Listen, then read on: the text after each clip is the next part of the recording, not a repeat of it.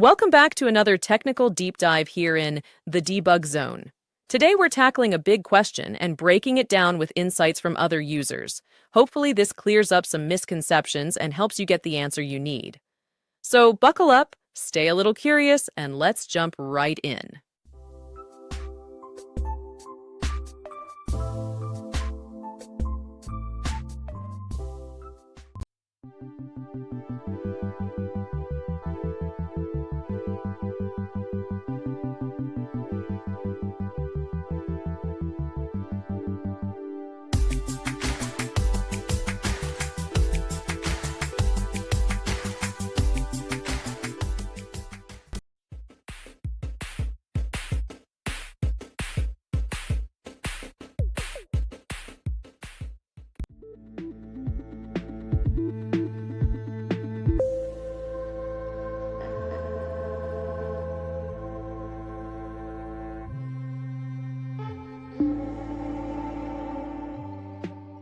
And that's a wrap.